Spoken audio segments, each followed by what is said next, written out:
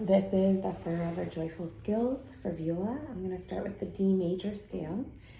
Make sure we're starting on the C string, first finger, high 2, sorry I don't have tapes on this viola, but space, high 2, and then from second finger we're going to play that high 3 between the third and fourth tape. When you go over to the G string, you're going to follow that same pattern, first finger, high 2, space for high 3. And then on the D and A strings, just high 2, but third finger on the tape.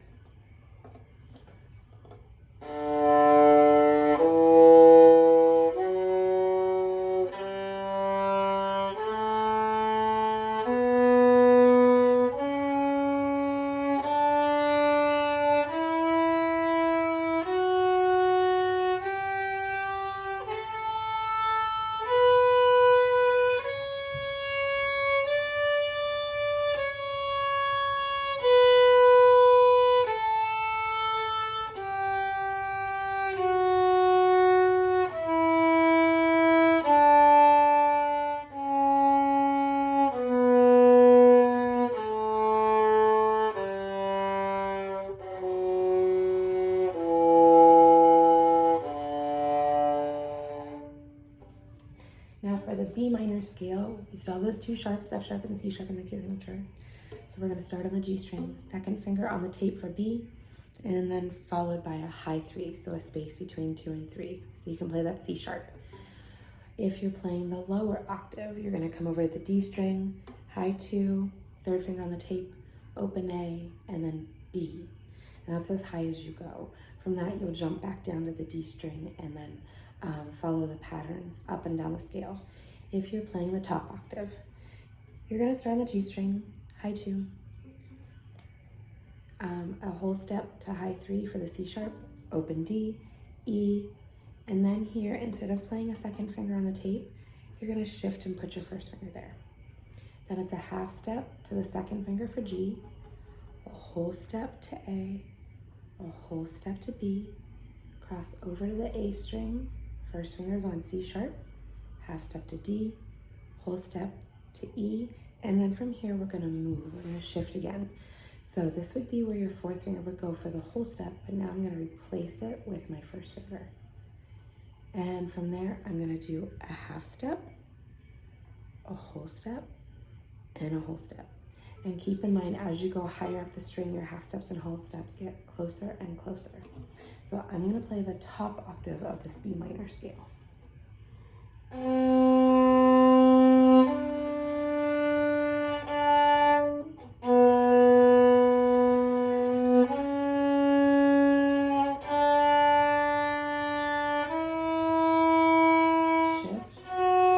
half step, whole step,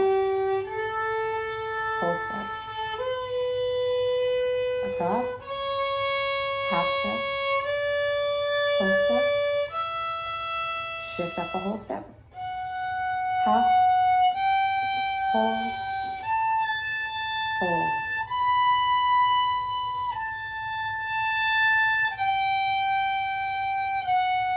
Shift back, whole step, whole step,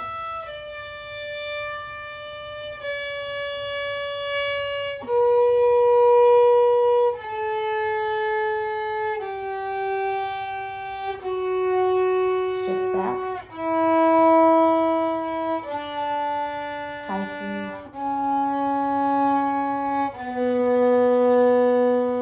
3, and if you're playing the lower octave,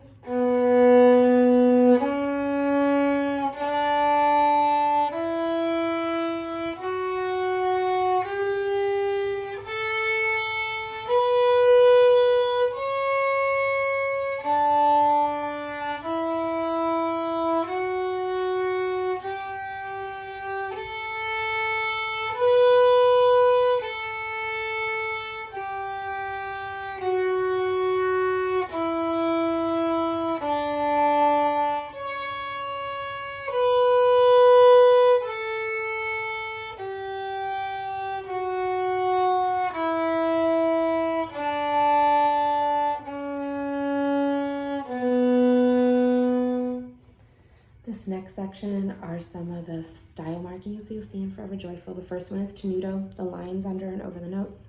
those mean to play the note for the full value. So play full bows, don't cut the note short at all. Make sure you're not stopping the bow or putting a pause in between. Staccato means a really stopped bow. So a stopped sound, we don't want to say short because sometimes you can play a staccato bow with a long bow length. So it just means you're stopping the bow and you have that pause, that break between each note. At the beginning of each accent, you dig in, add a little emphasis on the end at the beginning of each note. And for marcato, those are the little carets, like the V's that are under or over the notes. And that is pretty much a staccato, very heavy accent. So dig in a lot of force and stop the bow at the end.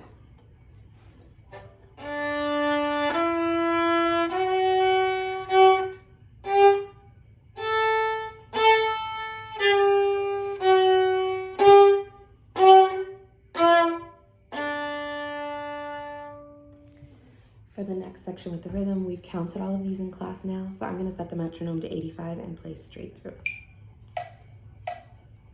Rhythm 1, 1, 2, 3.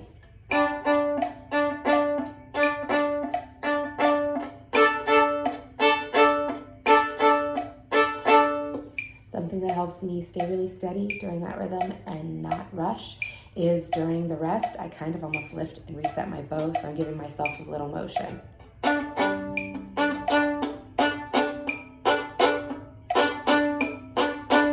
So if I'm kind of lifting off the string and resetting before I play, forces me to stop for that complete rest. All right, rhythm 2. 1 and 2. 2, 3, repeat, and 2. 2, 3, go on, 1 and 2.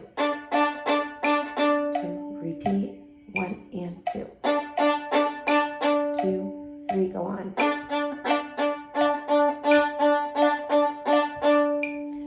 Rhythm 3, 1, 2, 3.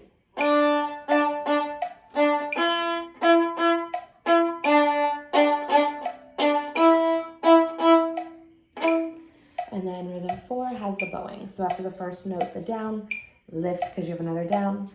Then you have an up bow. After the rest, another little up, you don't have to lift. And then another down, lift, down. 1, 2, 3.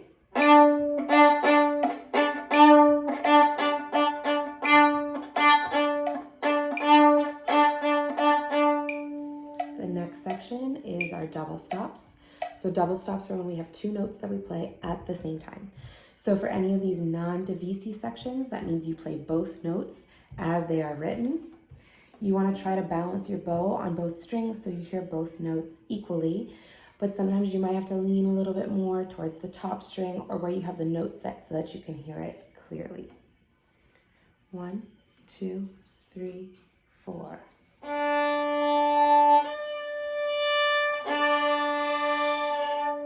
1, 2, 3.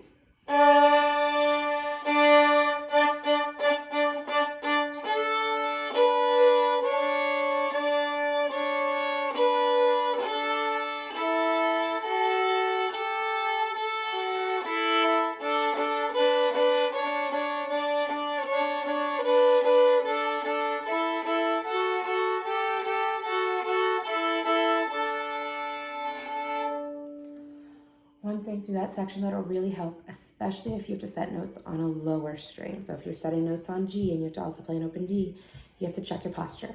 Make sure that thumb, the side of it, is set by that first finger tape. Your hand is relaxed and open, and all your fingertips are rounded over the strings and fingertips are set down. If you are playing a note on D and you need to play open A and your fingers are flat at all, you will bump the A and you won't be able to play that clearly. In measure 49, now we're working on bowing. So we first start with 3 notes and 1 slur. You want to make sure you're keeping them all completely equal and even. Don't rush. And then we have the next pattern where you have 2 notes and a slur and then 1 up bow to make it back for the next measure. 1, 2, 3.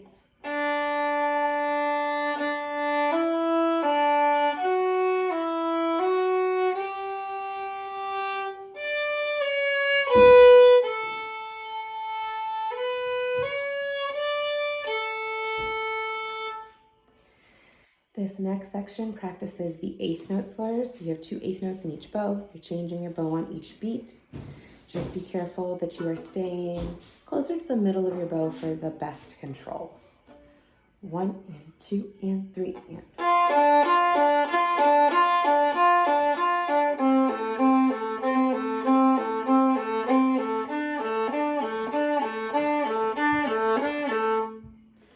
And then the last section is just practicing string crossings and finger patterns. Again, your bow is going to be best set closer to the middle or between the balance point in the middle so that you have the best control. Make sure you're really using that elbow to lift and lower to help you reset on each string. And here for the finger patterns, we start with a 3rd finger on D, and then instead of a 1st finger on the tape, you're going to stretch your 1st finger back behind the tape, so G to B flat.